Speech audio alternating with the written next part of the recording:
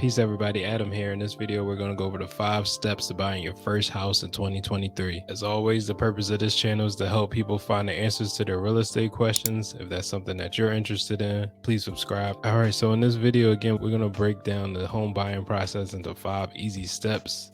A lot of people are overwhelmed, especially if they're first-time home buyers and figuring out how to get started with the process. What we're going to do is we're going to break down this into 5 easy steps. If you like a copy of my 2023 buyer's guide, make sure that you comment buyer's guide below in the comment section, and I'll send that over to you for free. With all that being said, let's jump right into it. Again, there's my information here, Adam Durant, my phone number, email, this will all be in the description as well. So I want to start with a quote. According to the US Census, homeowners have a median net worth of $231,400. This was back in 2019, and that number is about 68 times greater than the median net worth for renters, which is about $3,400. What I usually do and tell my clients that buying a home is a gateway to building wealth. Real estate has been known over time historically to generate a lot of wealth. So when we're thinking about home ownership, we want to make sure that we focus on not only is the best way to provide a safe place for you and your family to live, but it's also one of the greatest ways to grow wealth. All right, so we're going to go with step 1. Obviously, I'm biased,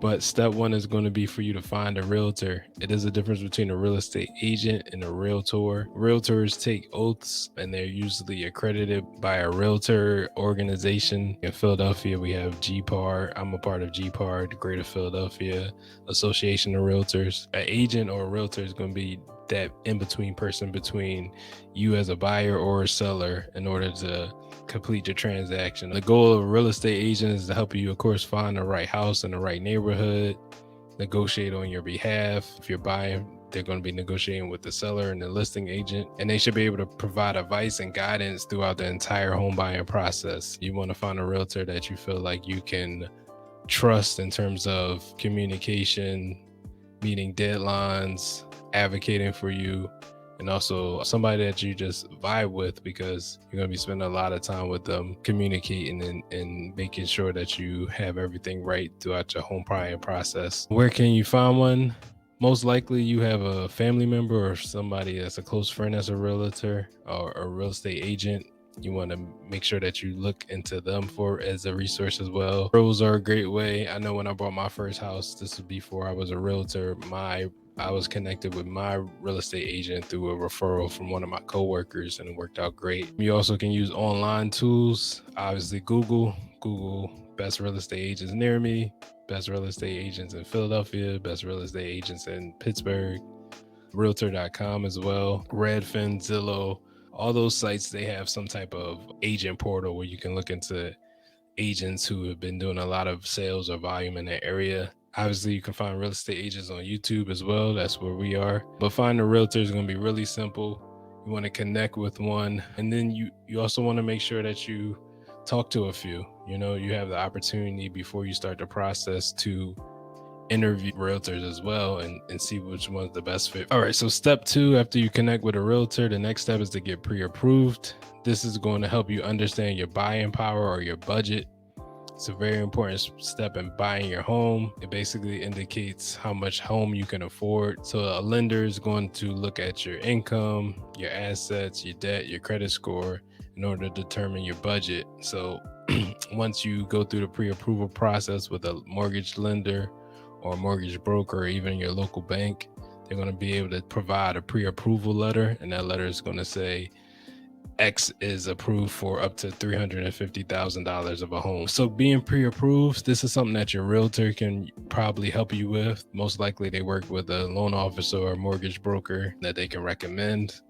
Also, in terms of where can you find one, again, if you look at the bottom note, step 1 and 2 can be inverse. So some people start by getting pre-approved, then they find a realtor. Some people get pre-approved through their bank or their credit union, or they know a mortgage broker and they refer them to a realtor. Either way, you can start with the pre-approval and then find a realtor, or you can do it vice versa. Again, online research is going to be key for this. You're going to make sure that you do some online research if you can't get a referral. So getting pre-approved, because you need to know what you can afford before you start shopping. Step 3, once you're pre-approved, the fun part starts. You can go shopping. At this point, you should have a budget or pre-approval and an agent. And with those two things, you start to research neighborhoods and homes based on your budget. Your agent's going to be able to guide you through the search and schedule showings on your behalf as well. What I like to do with my clients is that we rate each home that we go see. We don't go look at a house without giving it an overall rating. And in this market, especially if you're going to be shopping in the spring or the summertime, it's good to know that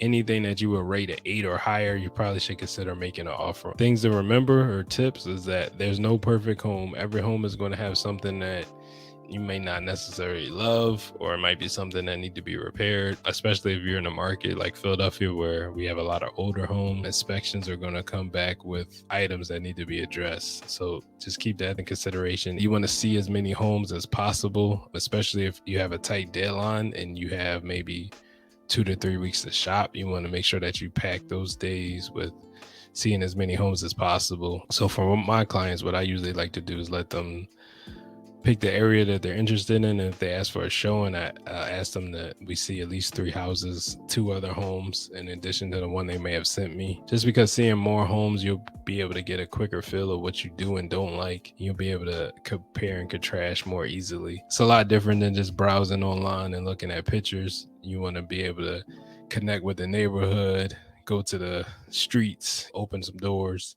Those are going to give you more of a feel on what you're really looking for and what's really important to you in your process. And that just goes with being proactive again. But don't overdo it. Don't try to see every house, especially if you had a long day. Sometimes you do get burnt out, especially you might look at 3 or 4 homes and not like any of them.